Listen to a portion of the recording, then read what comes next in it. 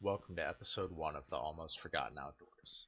We are at the Stebbins Cold Canyon Reserve located just outside of Winters, California, entering the Lake Berryessa area. Today we are visiting the Homestead Trail. It was a really nice day in the low 60s temperature-wise. I came out with a buddy of mine to re-explore this trail after the rebuilding and growth since the fire that came through here a few years ago. It was a pretty moderate hike up to the abandoned homestead and cold storage house remains. I haven't been able to find much in the way of a story surrounding the homestead, but it is a beautiful hike and the cold storage house remains make a great place to set up for lunch. From there you can either turn around and head back to the parking lot, or continue on into the rest of the Blue Ridge Loop, which will be coming in a later episode. The trail has changed a few times over the years, both due to the fire and updates to help preserve the nature around the reserves area. This is achieved by the hard work of the University of California, Davis. There are maps available online and posted at the entrance to the trail. There are trail rules posted upon entering from the main parking area, mainly to stay off the trails during heavy wind, rain, or red flag fire conditions. I would also suggest staying away during the hotter months, as I've done the whole Blue Ridge Loop during the summer, and while it was doable, it was not pleasant. Make sure to bring a snack, lunch, and plenty of water while exploring.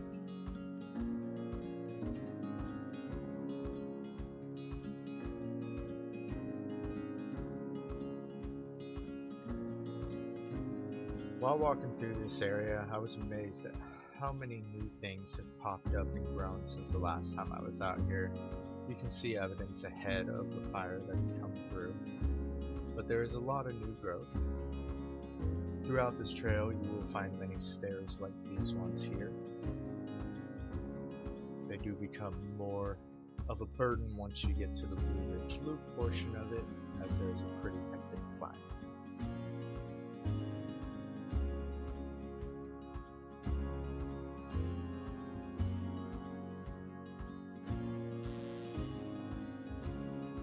While you're following this trail, you are also following the creek. Most of the time it will be off to your right until you get to the water crossing, which will come up later in the episode. Once you cross over, all of the creek will be on your left, and there will be some great views, which we'll get to soon.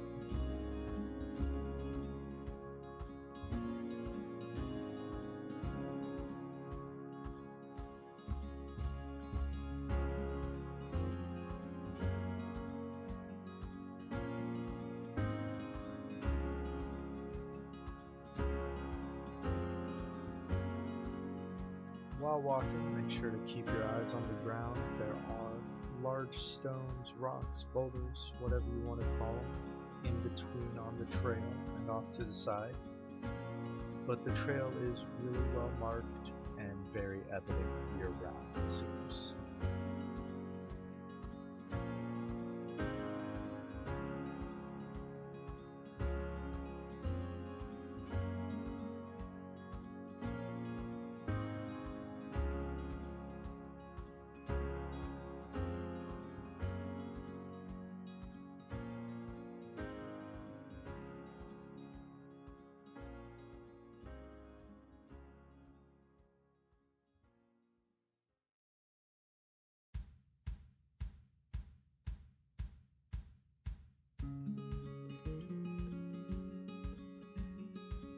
At this point we are passing the half-mile marker,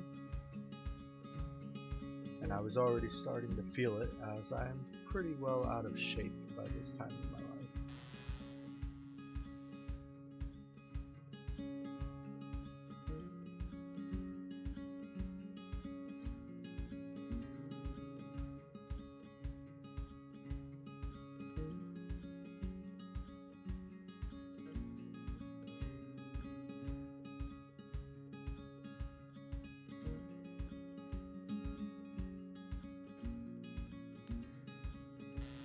As we come around the bend here, we come down to the creek, mostly to show you the sign here.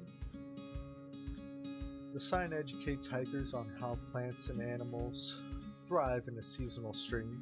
To paraphrase the information, Cold Creek flowers from November through May, and dry from June until October. The wildlife includes the California newt, California sister butterfly, predatory diving beetle, and Anna's hummingbird. For more information on these animals, you can visit the Stebbins Cold Canyon Reserve website.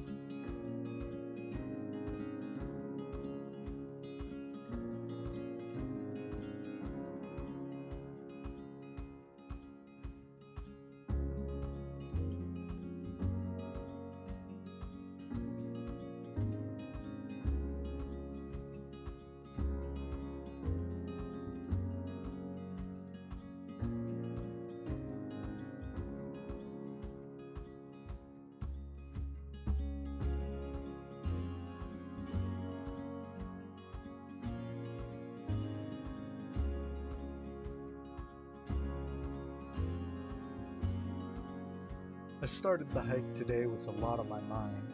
I had gotten a text message with some news that was not so great for the family. A dear family member had passed away early that morning. So I had a lot of thoughts going through my head as I was exploring this trail for you. But on the plus side, getting outside has always kind of helped me rationalize my thoughts and put everything into a moving order that makes sense. Once you're at this portion of the hike, you will notice a lot more rocks in the area as you start to climb a bit here. The rest of the climb takes place after we come over this water crossing. The water crossing can be slippery, so be careful when you're here. Easiest way is to go past this trail marker on its left and follow it up like I did here. Then you'll find some nice sized boulders that should make it a pretty easy crossing.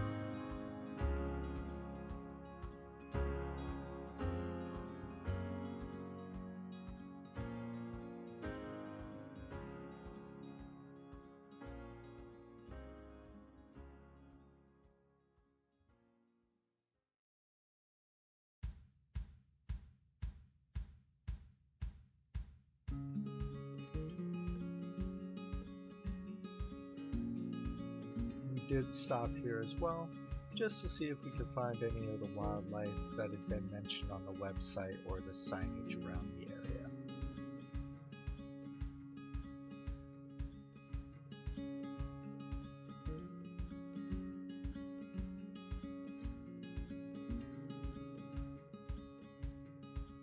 After crossing the river, you will see some more signage letting you know which way the trail is heading.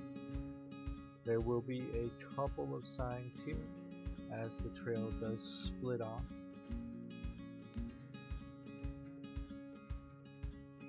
And this is where a good portion of your climb begins. Off to your left you've got a much deeper portion of the creek. A lot of nice audio in this area of birds, water falling through the creek, and a nice landscape to look through. As you can see, there is evidence that the fire had come through, but also a lot of evidence of good regrowth and a healthy area.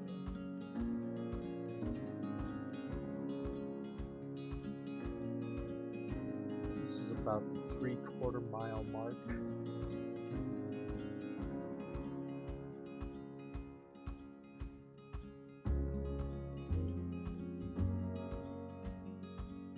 Had to make sure that Aaron was keeping up with me at this point. Later on in the hike, he was the one checking to make sure I was keeping up.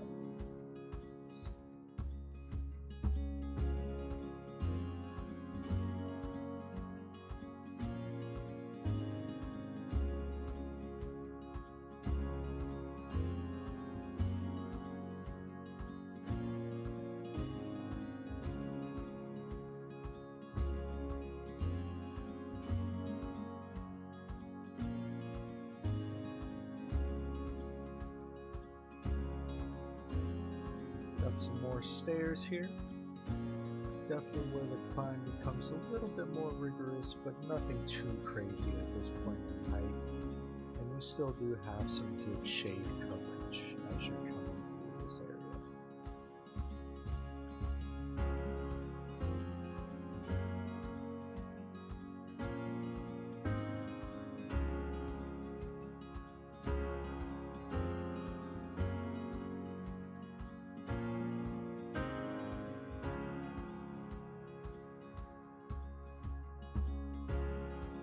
Once you come out of this brush, it does open up and you are getting a lot more sun at this point. Like I said earlier though, it was a very nice day, in your low to mid 60s by the time we were finishing the hike. Nice crisp clean air.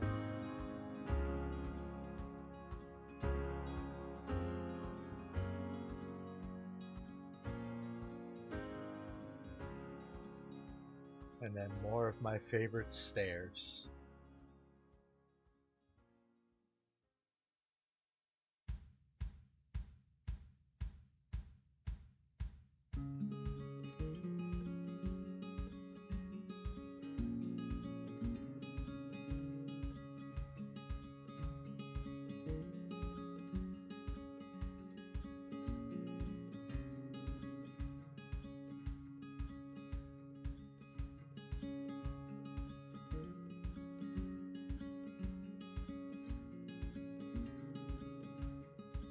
At this point, we came across the first person that we had seen on the trail thus far. Heading up to the homestead site, we only did pass this one gentleman. Once we got into the Blue Ridge Loop, which again we will see in a later episode, we did come across more folks out enjoying the day.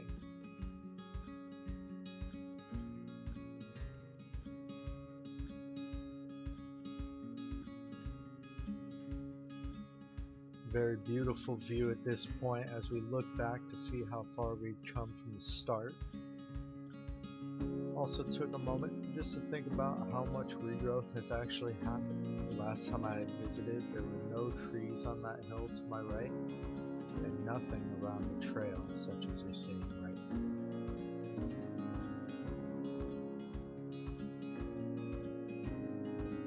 And this is where we enter into where the homestead site was originally. Like I said, I didn't find a whole lot of history about it other than that's what it was.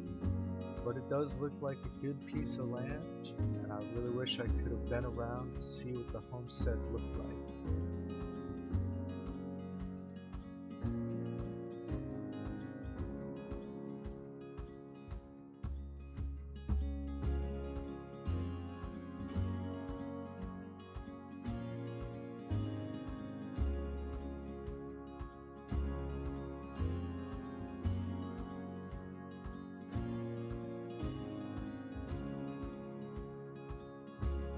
This is where we had taken a left off of the main trail to head down to the cold storage house.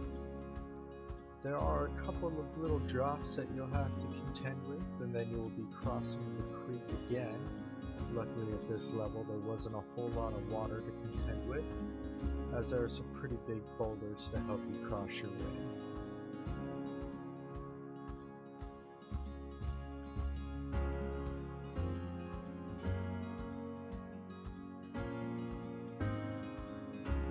As we come around the bend, we have the remains of the cold storage house.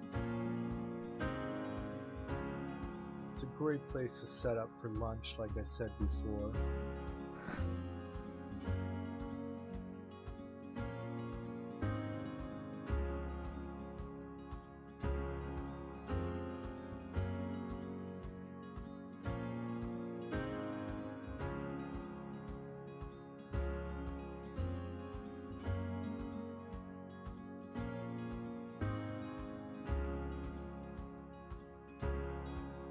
Across the creek here, there's plenty of places to sit, some great picture areas.